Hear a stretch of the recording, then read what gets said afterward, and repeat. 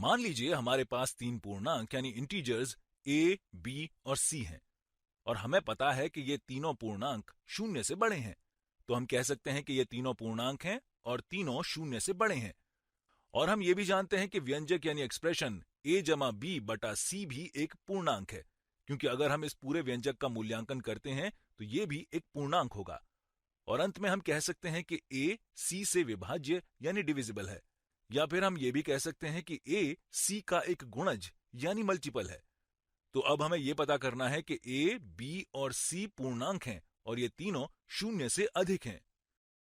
हम ये भी जानते हैं कि व्यंजक a जमा b बटा c भी एक पूर्णांक है और a c का एक गुणज है, या यूं कहिए कि c a को पूरी तरह विभाजित यानी डिवाइड करता है।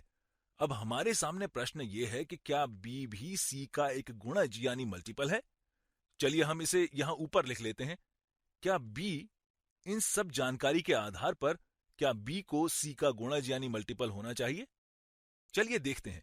लेकिन उससे पहले मैं चाहूंगा कि आप इस वीडियो को रोककर सोचें कि क्या b को भी c का गुणज होना चाहिए। तो चलिए अब हम इसे पता करते हैं। सबसे पहले हम यहां वापस अपने मूल व्यंजक पर ध्यान देते हैं। यहां हमारे पास a जमा b बटा c है।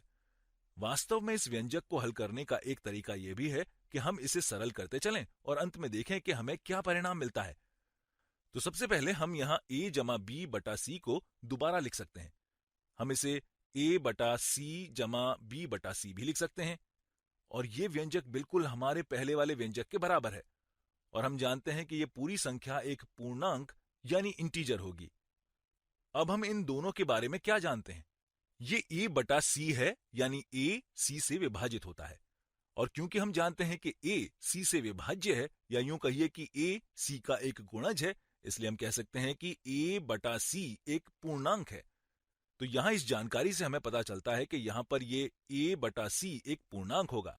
अब अगर हमारे पास एक पूर्णांक है और इसमें कोई चीज जोड़ने पर अगर हमें एक पूर्णांक ही मिलता है, तो हम कह सकते हैं कि जो चीज हम इसमें जोड़ रहे हैं वो भी एक पूर्णांक होगी। क्योंकि एक पूर्णांक में किसी चीज को जोड़ने पर हमें पूर्णांक तभी मिलता है जब हमारे पास जोड़ी गई चीज भी एक पूर्णांक हो। तो ऐसा कोई तरीका नहीं है जिससे हम एक पूर्णांक और गैर पूर्णांक को जोड़ते हैं तो हमें एक पूर्णांक मिलता हो। तो निश्चित रूप से ये एक पूर्णांक है। और अगर b बटा c एक पूर्णांक है तो इसका मतलब है कि b c का एक गुणज यानी मल्टीपल है। इसलिए यहां हमारा उत्तर हां है।